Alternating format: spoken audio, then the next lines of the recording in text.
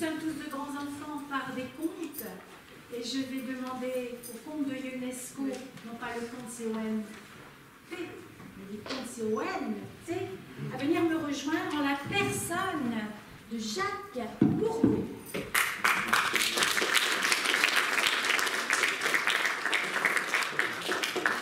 Alors, on prend les micros, on se parle. Peut-être que ça passe. Bon, allez, hein. Go. Voilà. Moi, je suis...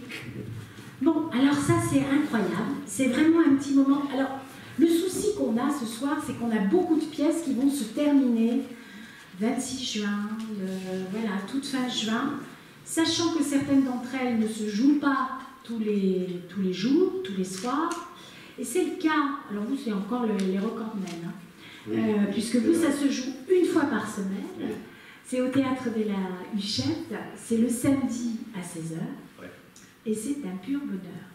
Écoutez, pour nous aussi. Voilà, j'imagine. C'est agréable à jouer. Alors, c'est assez extraordinaire parce qu'en fait, ces contes, on les lit, mais les voir jouer, c'est quand même un...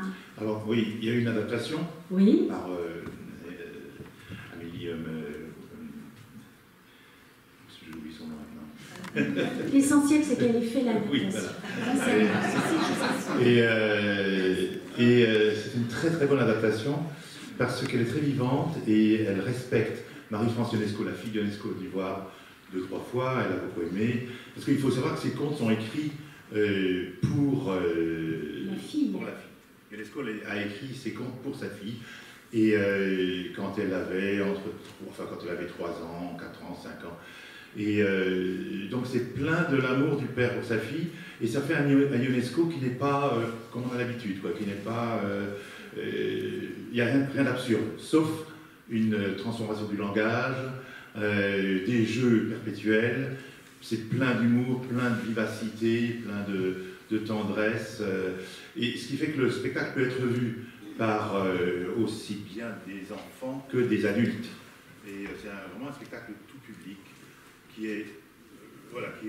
il se passe en plusieurs matins, c'est-à-dire que les 5 contes sont... c'est le réveil de la petite Josette par son papa, Ionesco donc, et... non, le réveil du papa par la petite, pardon. Oui.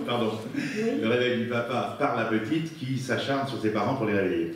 Et sauf le dernier conte où c'est le père qui va réveiller sa petite, Et chaque fois, il y a une circonstance différente, c'est-à-dire qu'ils ont envie de dormir. Pour une fois, un autre matin, le père s'est levé de bonne heure et alors la petite vient l'embêter quand il parle au téléphone, etc. Donc chaque fois, ce sont des scènes assez réelles, très... C'est très réel, c'est très dans la réalité, oui, mais ça nous fait visiter, c'est un univers très onirique aussi en parallèle. Ah ben, on a vraiment les pieds sur terre sur certaines choses, et sur d'autres, on est embarqué dans des univers absolument drôlatiques au possible. Alors ce qu'il faut dire, c'est que au travers des contes, de tous les contes, on retrouve les mêmes personnages. Parce qu'il ne faut pas croire qu'on change. On a la petite fille, et le papa, la maman aussi, et puis Jacqueline. Et Jacqueline, oui. Jacqueline, mais les 4, c'est-à-dire qu'il y a une marionnette qui représente la maman, et qui fait partir dans un univers onirique différent. Et sinon, le père joue plusieurs rôles, il se transforme pour sa petite, quoi. Voilà, il fait l'idiot, et elle le pousse à ça. Vous faites bien l'idiot, monsieur. Voilà, merci, c'est gentil. Et voilà, donc c'est un grand plaisir à jouer. Ça demande énormément d'énergie, mais l'énergie, on la passe au public, et apparemment, ça fonctionne bien. Et ça fait aussi un lien entre Ionesco et un public qui l'aurait, qui ne serait peut-être pas venu parce que Ionesco, parfois, on se dit « Ah, c'est absurde, je n'emmène pas un enfant là ». Et moi-même, je ne suis pas très fan de Ionesco parce que c'est trop absurde, mais pas du tout. C'est très les pieds sur terre, et voilà, on peut très bien l'avoir vécu tous. Voilà. C'est à la fois... Alors, la mise en scène, on va parler de cette mise en scène parce qu'elle est coton à faire. Hein. Oui. Pour arriver à bien rythmer, à bien passer d'un univers à l'autre. Oui, alors là, bon, il y a un noir entre chaque conte. Oui. Et pour faire passer d'un univers à l'autre, en fait, non, il suffit de changer son accent.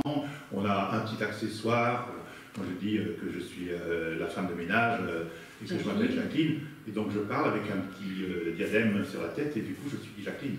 Voilà. Et je parle avec l'accent, parce que Jacqueline est anglaise. Donc, elle dit God save the Queen à tout moment. Et c'est un peu. Ils avaient une bonne qui s'appelait Jacqueline, effectivement. Et donc, c'était un grand plaisir de passer d'un personnage à l'autre. Le papa, il est débordé, évidemment. Et la petite imite aussi, elle est tout le temps dans la provocation. Le lit, le lit, en fait, est une aire de jeu. Voilà. Et puis, on a cette porte-là qui se balade. Alors, il y a une porte, oui, il n'y a qu'une porte qui est dans chaque conte.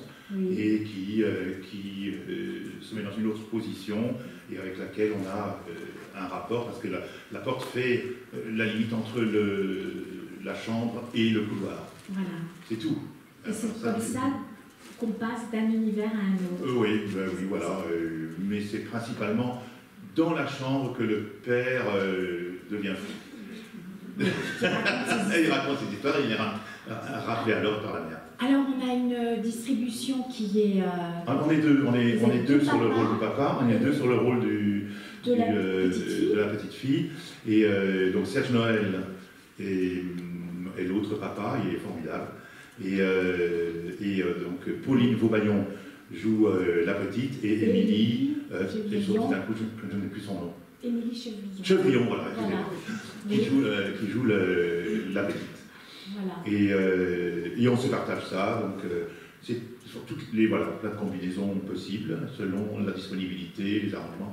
C'est assez joyeux. C'est très joyeux. Et même quand on est très grand, on adore. Franchement, on aime bien. Et nous étions dans la salle où il y avait des enfants de 5, 6 ans, à la limite très très jeunes. Oui. Et ça marche parce que chacun trouve ce qu'il a trouvé dans le... Ça rit bon cœur, il y a des petits rires qui s'échappent. Ben oui, c'est ça qui est assez étonnant, parce que Ionesco n'est pas toujours drôle. J'ai joué Le Roi se meurt. C'est pas pareil, sauf le médecin, il est quand même très drôle.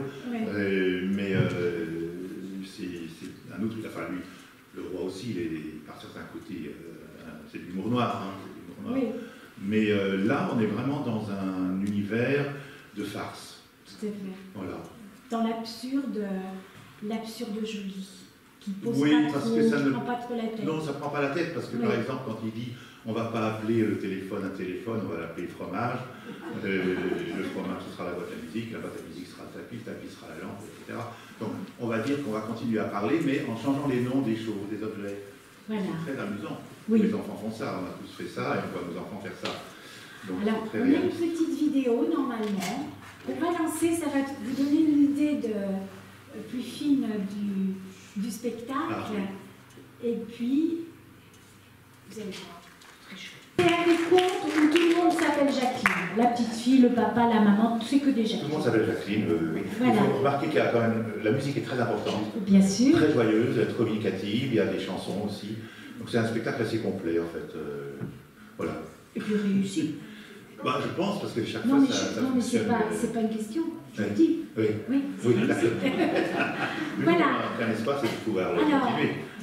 Je vous le souhaite de tout cœur, parce que ça mériterait, franchement, parce que ça marche auprès des enfants, ça marche auprès des adultes, et ça marche plus très longtemps.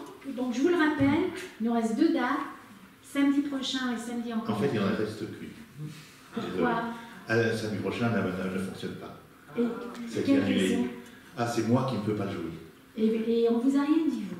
Vous privez les enfants des comptes de l'UNESCO? Oui, c'est grave. Bon. C'est grave, mais je joue le 25. Ouais. Non, mais on jouera. Oui, d'accord, on dit ça. Donc le 25 à 16h, Théâtre de la Huchette. Vous allez pouvoir retrouver le jeune homme qui se repose samedi prochain. C'est ça. Voilà, c'est le groupe de l'UNESCO. Avec qui sera votre partenaire? Ce sera Pauline Vaubaillon. Ce sera Pauline. C'est parfait. Voilà. Merci beaucoup. Merci.